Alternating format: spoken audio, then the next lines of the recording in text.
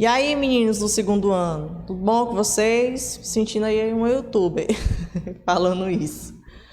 Mas vamos embora lá, como é que vocês estão, minha gente? Estão bem nesse isolamento social aí? Bora relaxar, pegar o livrozinho aí de geografia, caderno, para fazer aquela anotação, né, de praxe, que a gente gosta, né? Professor de geografia gosta de escrever muito, falar também. Bora aí, pegar o materialzinho de vocês, abrir aí lá na página 123, capítulozinho novo, né? O capítulo 5. A gente vai falar aí sobre o avanço da fronteira agrícola aqui no Brasil. O que é essa fronteira agrícola? Quando a gente fala em fronteira agrícola, gente, tem que entender que é uma separação entre as terras que são produtivas e as terras que servem para outras questões que não são questão de produção agrária ou pecuária, certo? Então, a fronteira agrícola é basicamente isso. Então, a questão de fronteira agrícola no Brasil, ela começou, né, que a gente até viu nas aulas passadas, lá na região sul, principalmente ali no Rio Grande do Sul, depois começou a abrir, mais expandir na região sul, e foi para oeste, mais ao norte, até chegar aí na região do Cerrado, né, conhecida e famosa região aí do Cerrado, e subiu aí mais um pouquinho para o nordeste, que é a questão aí da Matopiba, certo? Mas aí a gente vai fazer, aprofundar um pouquinho aí sobre essa questão desse avanço da fronteira agrícola aqui no Brasil. Bora lá, quando a gente fala em fronteira agrícola, sempre vai estar de mão dadas aí com o processo histórico, né, do Brasil, certo? Então aqui, ó, formação colonial e o espaço geográfico, que é esse espaço aí de agrícola, né, de produção agrícola ou pecuária aqui no Brasil, eles sempre vão estar de mãos dadas, tá? Ao decorrer todo o processo histórico, a gente vai ver aí as mudanças e transformações aí nessas fronteiras agrícolas aqui no Brasil. Eu coloquei aqui dois personagens importantíssimos nesse cenário aí de expansão, de avanço de fronteiras agrícolas, que desde o tempo lá do Brasil ali, colônia, né, até os dias de hoje, a gente encontra aí esses dois personagens, que são os poceiros e os grileiros, né? A gente já comentou isso aí também em sala de aula. O que são os poceiros? Os poceiros são aquelas pessoas aí que não tem um poder aquisitivo muito grande, não tem terras aí, só que eles vão aí desbravar aí o Brasil. Começou ali na região sul, né, que nos estados ali da região sul, e começou a se expandir. Mas quem são essas pessoas? As pessoas estavam em busca de terras para produzir, que é aquela produçãozinha de subsistência, né, que eles vão produzir para o seu próprio consumo. Se sobrou alguma coisinha, né, alguma produção, que é chamado de excedente, eles vão vender ali no mercado, certo? Então é isso. Então os poceiros foram eles, né, os poceiros que começou aí a abertura desse processo aí de expansão da fronteira agrícola. Porque estavam atrás de terra para a produção, né? A produção e agricultura de subsistência, certo? Entre os poceiros, que deu essa abertura, que começou a desbravar, né, esse Brasil, essas terras aí brasileiras, atrás deles, os grileiros. O que são os grileiros? Esse ato, né, de grilagem, né, é o quê? É a falsificação de documentos, né? Então, os grileiros são aquelas pessoas influentes, tanto em questão financeira, né, tem um alto poder aquisitivo, tanto influente na própria política ali, né, naquela época, ou hoje, né, atualmente, essas pessoas têm sim uma certa influência, né, na política e têm um certo poder aquisitivo elevado.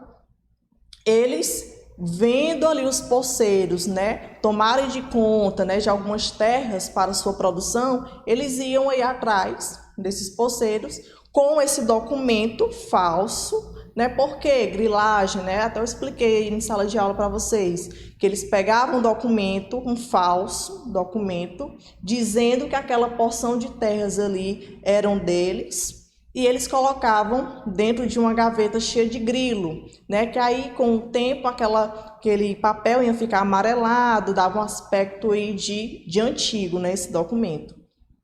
Chegavam lá e diziam para os poceiros que eles eram os donos daquela terra. E aí, gente, que envolve a questão também da violência no campo, que a gente viu, que aí essa violência aí do campo aí entre os poceiros e os grileiros, né? Que eles tiram, né?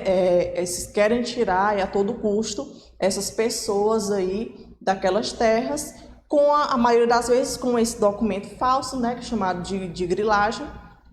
E nesse embate aí ocorre aí algumas violências, né? Como a gente já viu.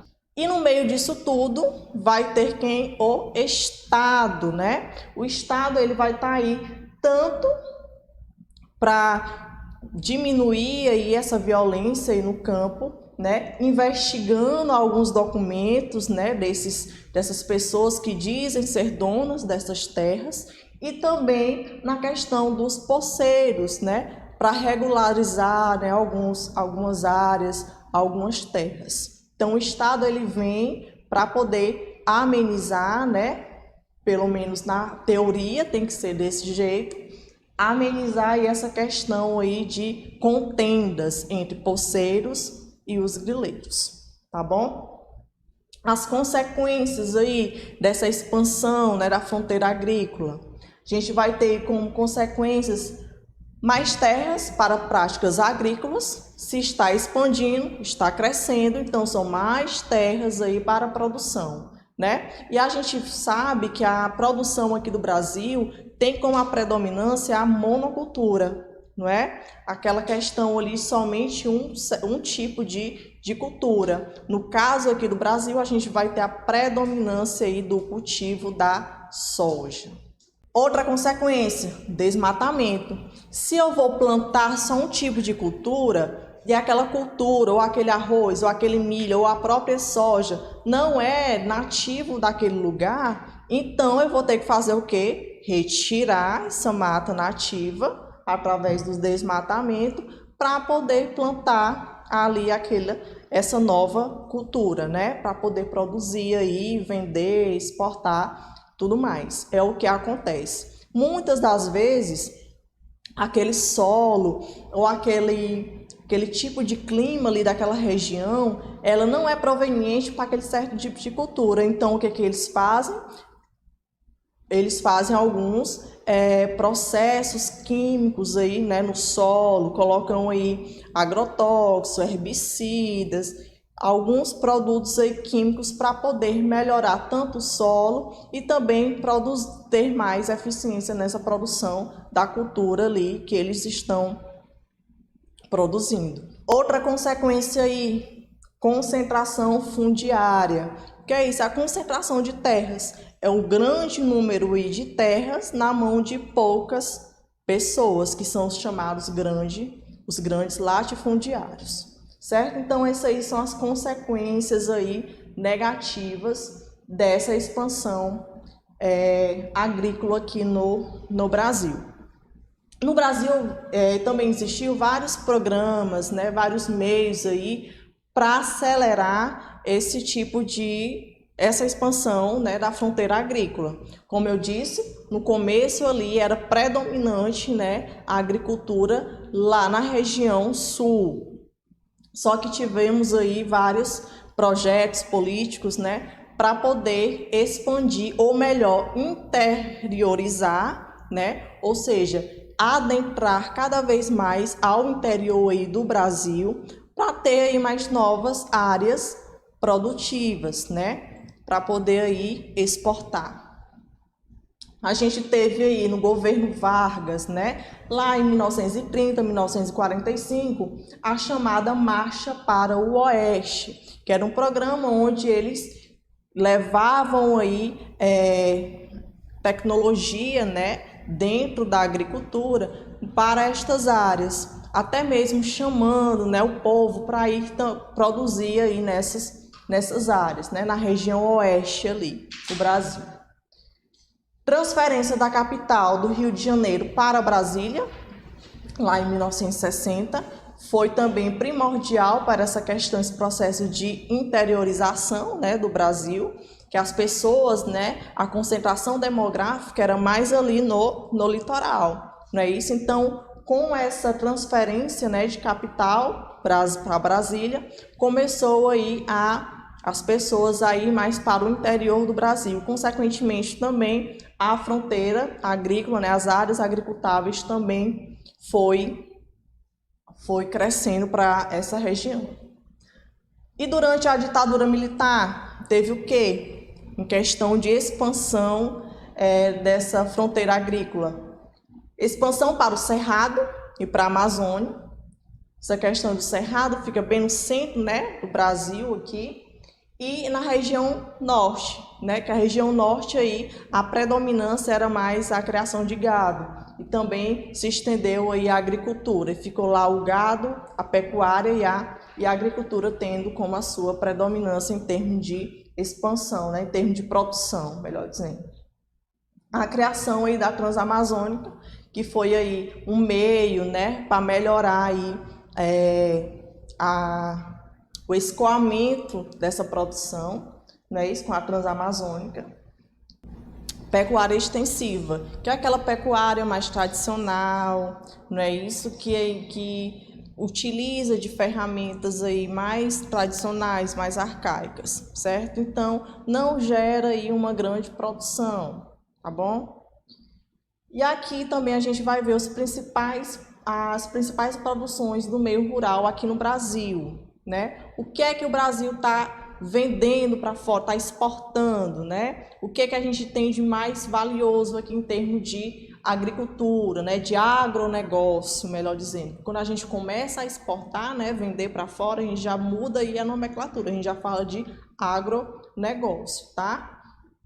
O principal aqui, o nosso ourozinho aqui é a soja, tá? Desde 1960, que foi ali produzida ali na região sul, né? Predominantemente ali da região sul. Depois, em 1970, né, ela começou a se consolidou, né, no Brasil, uma principal cultura. Nosso carro de frente aí, né, em questão de exportação, né, de agronegócio, a gente vai ter a soja. Em 1980 e 1990, o avanço dessa produção, principalmente na região ali do Cerrado, né? E agora com a questão da Matopiba, que é considerada aí a última fronteira agrícola do Brasil. Então, continuando, né, com os principais produtos, né, aqui do Brasil, os produtos mais exportados do Brasil. A gente viu aí a soja, que é nosso carro-chefe aí, né, de termos de exportação. Temos também a cana-de-açúcar, que a produção aí é predominante aí da zona da Mata Nordestina, certo?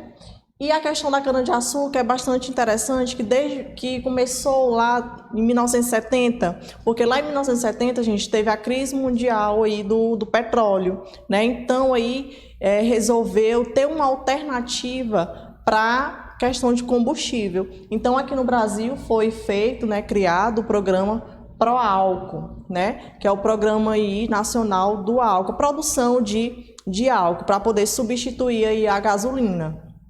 Deu certo por um período aí de tempo, só que após essa crise, né, que teve do petróleo, a gasolina voltou, né, a ser comercializada com um preço mais em conta, e o álcool foi deixado um pouquinho aí de lado, certo? Mas nesse período aí, essa questão desse programa do álcool deu super certo aqui pra gente. E também o álcool como uma outra fonte, né, de energia, certo? Então a questão da cana-de-açúcar ela é bastante importante aqui para nós, a gente exporta muito a cana-de-açúcar, o álcool e é isso. Outro produto aí bastante produzido aqui no Brasil é o café, principalmente ali na região ali de Minas Gerais, né? A laranja também, principalmente o concentrado, né, da laranja, o suco de laranja mesmo concentrado é vendido bastante. E a carne bovina, né, que a produção ali predomina ali na região centro-oeste. A carne bovina, ela tem aí também uma certa limitação, porque a gente sabe que a carne de frango, a nossa carne de frango aqui, ela é bastante vendida aí para o mundo todo, né? Já é consolidada aí no mercado internacional a nossa carne de frango, né? Já a carne bovina, ela pega aí uma barreira que é a questão da questão sanitária, fitossanitária, né? Melhor dizendo. Por quê? Que ainda aqui no Brasil a gente ainda encontra a questão de febre aftosa. Por isso que passam aí toda hora as campanhas, né? Nos jornais, noticiário, vacine seu gado contra a febre aftosa, por conta disso, que com essa doença aí a gente perde muito em termos de exportação. Vou deixar um presentinho aí para vocês, viu, minho, segundo ano, de praxe. Uma atividadezinha, né, lá na página 126, 127, somente os dois, né, os conceituais e os contextualizados, tá bom? Só o gabarito. Na próxima aula, a gente vai aí fazer a correção aí dessas atividades, tá?